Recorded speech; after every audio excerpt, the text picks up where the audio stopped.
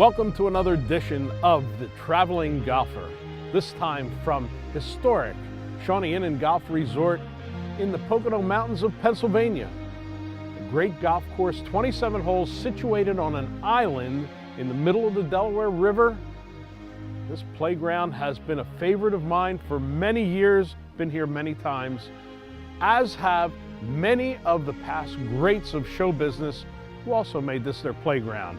Ed Sullivan, Bob Hope, Arnold Palmer, former owner and band leader Fred Waring, and of course, the man who made this a personal playground so many times, the great one, Jackie Gleason.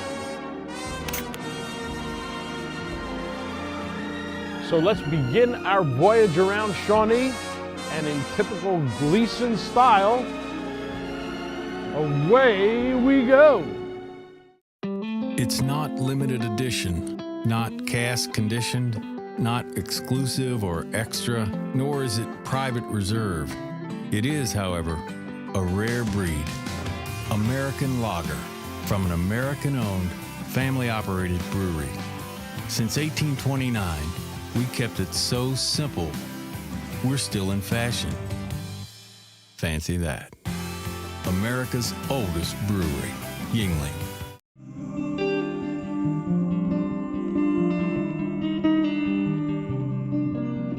We're in the handsome and very well-stocked pro shop at Shawnee Inn and Golf Resort. Golf Resort, this guy's territory. Joe Manley, head golf professional of this 27-hole beauty that has captivated people for more than 100 years. A.W. Tillinghast, one of the great members of the Philadelphia School of Golf Course Architecture, his first design of your 27 holes, 18, the red and the blue, are Tillinghast? Yes, the majority of the red and the blue are Tillinghast designs. You can see his influences, especially on number 1 red and 7 blue as well. Joe, for the people unfamiliar with Tillinghast, what are those characteristics that are somewhat uniquely his? He really protects the greens with some high flash bunkering, quite a bit of undulation. As a resort property, we try and keep our greens on the medium speed side, because if we quicken them up too much, there's so much undulation, people will be out there for a while. Yeah.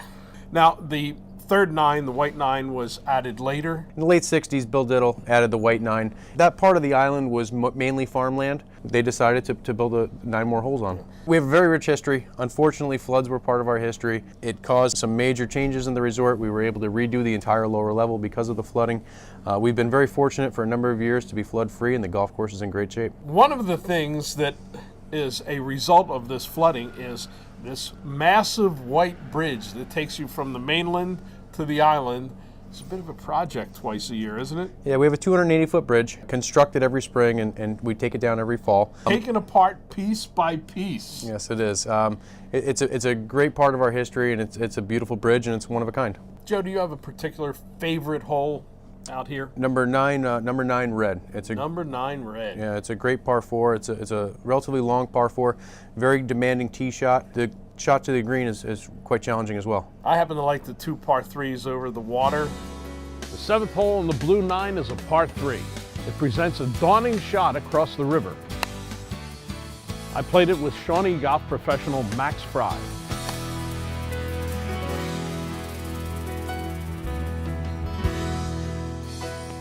Getting across the river safely is only part of the task. Being high and dry on this hole, making a couple of pars is not a bad thing because, as you can see, plenty of golf balls find a watery grave.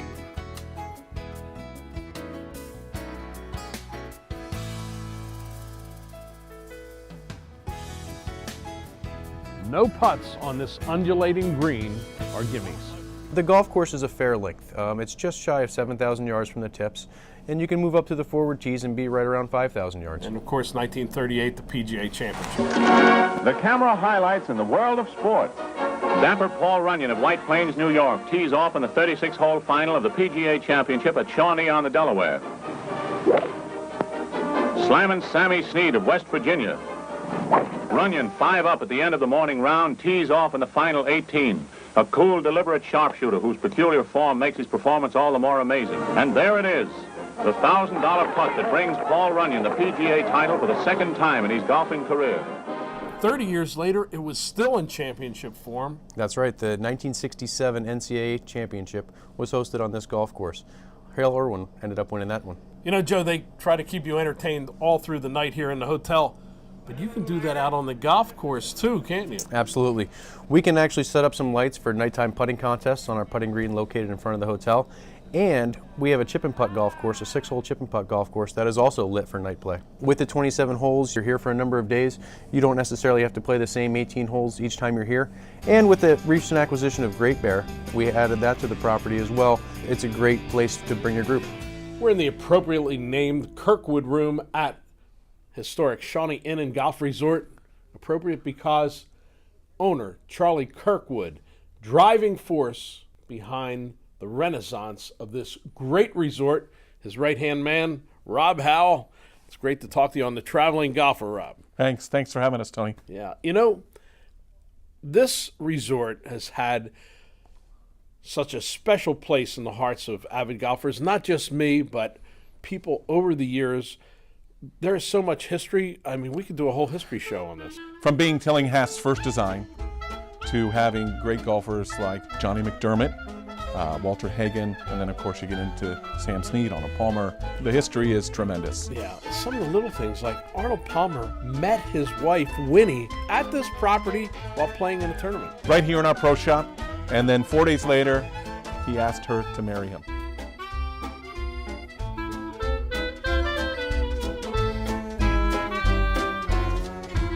The Mickey Mantle. Aside from all the history, there's a lot of amenities packed into this property here. I mean, there's a lot to do when you come to Shawnee. There's really no need to leave the property. Not really at all. If you want to relax, we have a spa. You can be on the veranda and you can look at the river, have your favorite drink, and read a book. But also, if you want, you can go hiking, you can go biking, you can go fishing, you can go canoeing, you can go kayaking. There's just an enormous amount of things to do here at Shawnee. I think a part of it is not just the amenities, not just the golf, but the charm.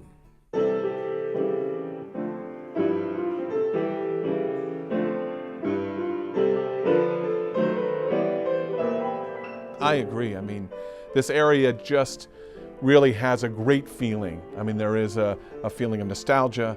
We walk around the hallways, you see pictures of Jackie Gleason, and you see pictures of Bob Hope, and you see pictures of Perry Como. Don't forget Ed Sullivan. Of course, you're right.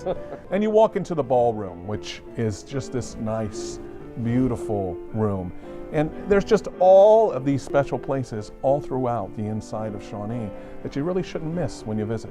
Nestled between the two mountains, Yeah. with the Delaware River running through, the only dead flat golf course in all of the Pocono Mountains. We call this the island, and then Great Bear the highland.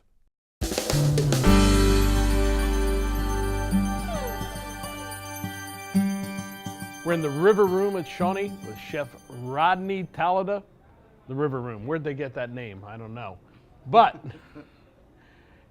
this guy runs the cuisine for this entire hotel and all of the different activities that go on here. That's a big job. It is quite an undertaking. For Yeah. Sure. Well, you know something?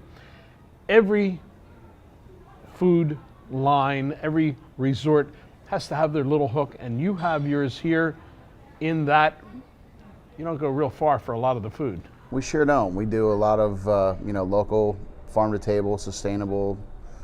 We really feature a lot of the items that come off of our farm. We have a big farm out in the Gulf Island. I don't know if you've played yet out here, but you've probably seen it out there. We have a lot of different vegetable varieties out there, tons of different heirloom tomatoes, zucchini, squashes, pumpkins. We grow a ton of pumpkins because the brewery uses about 1,200 pounds for a batch of their pumpkin saison every time they make that. So we have a really nice variety out there. It's always changing in cycles, so we always have something new coming in for the different seasons. If you take, for instance, a carrot from the garden versus a carrot from the grocery store and you taste them side by side, there's no comparison to the flavor that you get. You know, a lot of the vegetables you get at the grocery store are coming from across the country or even other countries, and they're not picked at the peak of their ripeness and their freshness, and you know, they're kind of designed so they can last for a long time, you know, and they get to you and they're not at their natural state. You know, we're picking the things here in their natural state, in their natural season, and getting them at the peak of their freshness, and you can't beat the flavor profile of that. And of course, with the big groups that come in here, you're kept pretty busy. We have our bar area, which is called Charlie's Gastropub. In the restaurant and in the bar now, we're really trying to feature a lot more of marriage between our, our food that's grown locally with our beer that's made locally at the Shawnee Craft Brewery here. We feature some of the beer in our recipes. We do pairings, and it is fine dining, but it's not really pretentious. There you have it from Chef Rodney, the man who puts the food on the table here at Shawnee Inn.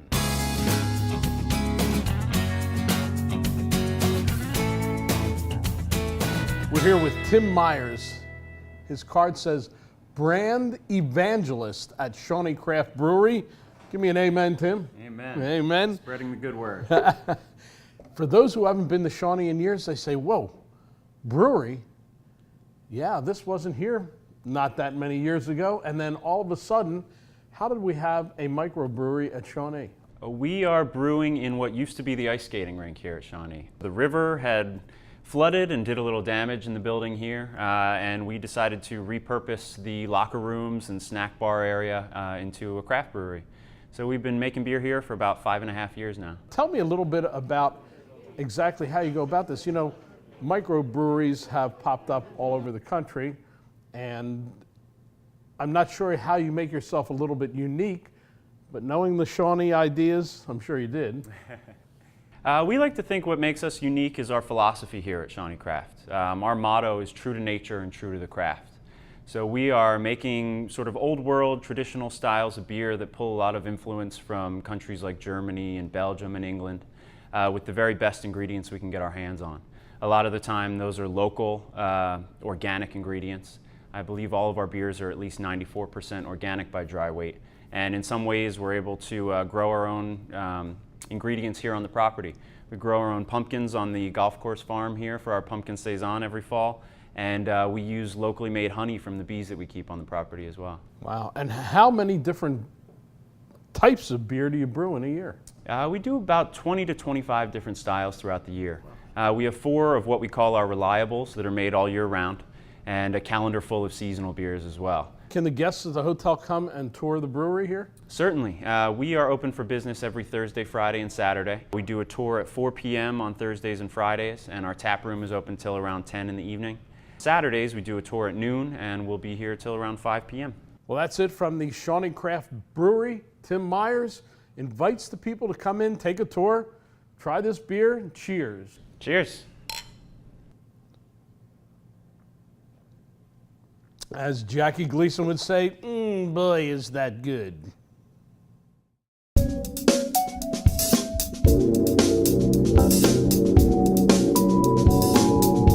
The new E8 Beta Fairway Wood.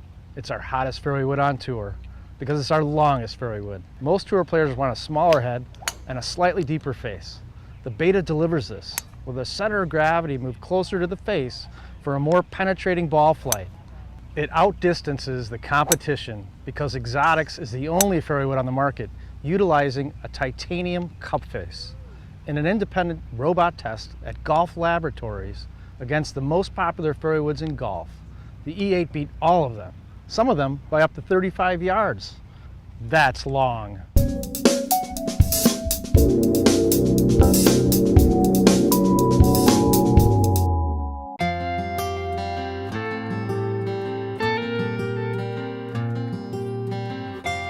We're with Chris Wegner, head golf professional here at Great Bear Golf Club, sister course to Shawnee, and the perfect complement to the golf that they have on the island and now up here on the Highland. Chris, welcome to the Traveling Golfer. Thank you, Tony. Appreciate being here. You know, ever since the Kirkwood family acquired Great Bear, it has offered a tremendous contrast in golf and in addition to the Shawnee family. Yeah, Mr. Kirkwood acquired this property in his vision to complement the public golf at the Shawnee Inn with some private golf here just right down the road. Yeah. And of course, you go with a classic architect, A.W. Tillinghast at Shawnee, and of course, one of the great modern architects, Jack Nicklaus, up here at Great Bear. Yeah, Great Bear is a Nicklaus signature golf course, and it was in Mr. Nicholas's tamer time. It's a lot more player friendly than some of the stuff he's done. Don't ever think for a second there's not enough challenge out here, especially when you get to these greens. They're great greens. I've heard it said very well by the gentleman to my right that these might be the hardest, flattest greens you'll putt on, and they make it quite an interesting golf course. Yeah, very subtle, folks. You're going to find that when you get out there, there are a lot of factors to consider on every putt at these beautiful green complexes that Jack Nicklaus designed. But the trek from tee to that green, not a torture. No, very wide fairways. They did a great job in tree removal up here in the Poconos to create some great landing areas, and there's no two parallel holes out there. Every hole's its own entity. And you get some great vistas because there is elevation change on this golf course as opposed to the flat course at Shawnee. Yeah, Shawnee being on an island in the Delaware, it's a little bit flatter. One of the neat features of the golf course here is that your approach shots to all 18 greens are at eye level or down. So you're playing from some vistas down to the greens, which is, it's a beautiful sight. The one other visual at this golf course, and it was pointed out to me on my first trip around here many years ago, when you get to the greens, turn around and look back at the tees. 100%. We recommend all golfers definitely do that. Hopefully we're catching a little bit of our 8th hole behind us here today. That downhill nature and the way that they strategically placed a lot of the rock that they used in designing the golf course makes it beautiful looking back. You've had enough time to look at it. Is there a hole or two that are your favorite out here? There's a couple. The 7th hole is a short par 3, becomes sort of our signature hole for the first time golfer. I'm a very big fan of our 9th hole, which is a short par 4, along with our 14th hole, which is a mid-range par 4. And they offer great green complexes that are very challenging. And this 8th hole over our one shoulder and the 18th hole over our other shoulder, they're no slouches either. Bottom line, 2 choices with Shawnee and Great Bear. For those people who want a really full day of golf, they can get in 36 holes. Not hard to do. No, we're less than 5 miles apart. And I recommend leaving a little bit of time to tour the hallways of Shawnee and see some of the old pictures of Gleason and Fred Waring, or to tour the hallways here at Great Bear and see Nicholas's actual hand drawings when he was here designing the site.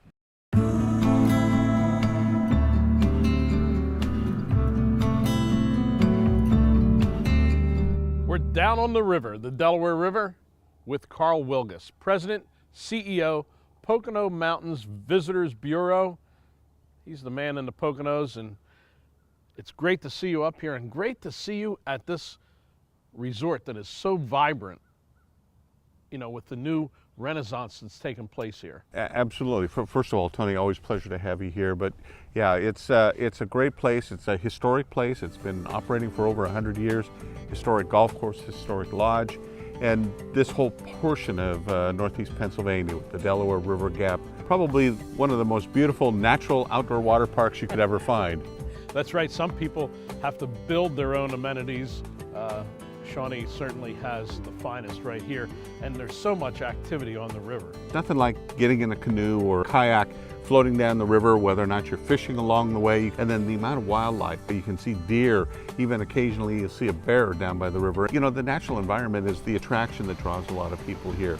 The green space, the fresh air, the clean water help support the kind of recreation activities that people participate in, and makes it a better experience. Yeah, in the summer, for those who want to do the minimal amount of activity, they have rafting on a hot day, just float on down the river.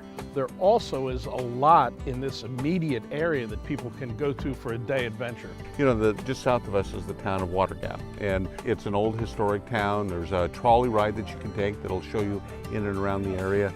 North of here is Bushkill Group, and they have this tree ventures, ropes courses, and different kinds of obstacles through the woods, through the trees, up in the air that make it terrific. And then if you want to hike, the Bushkill Falls, they have 8 different falls. They have pathways, 3 different levels, beginner, intermediate, and advanced. And then at the top end, the Delaware Water Gap National Recreation Area is the town of Milford. A great, beautiful, small town again with great restaurants, retail shopping, and Gray Towers, which is the ancestral home of Gifford Pinchot, was the first secretary of the U.S. Forest Service under the Teddy Roosevelt administration. Shawnee Playhouse has regular plays and performances as well. Mount Airy Casino is 15 minutes away. And then we've got obviously the premium outlet malls, also about 10 minutes away. So if retail therapy is part of your experience, it's there and available. If a little gaming is in your cards, that's there as well. When you get these bright sunny days in the Poconos, there are colors like you don't see anywhere else. It's said here that there are some 144 different kinds of trees and bushes that change colors during the season. So it gives you a real varied palette in terms of different varieties and different shades and colors. So when fall is here, it is, in many people's mind, the best season to be around. So that's it from the Shawnee Inn and Golf Resort and its sister course, Great Bear. We've had a great time in the beautiful Pocono Mountains, a year-round resort. Hope you have too. And as always, the traveling golfer says, stay tuned. We'll see you somewhere else along the golf trail. Tony Leodora's golf wardrobe, courtesy of Antigua, the leader in modern golf apparel.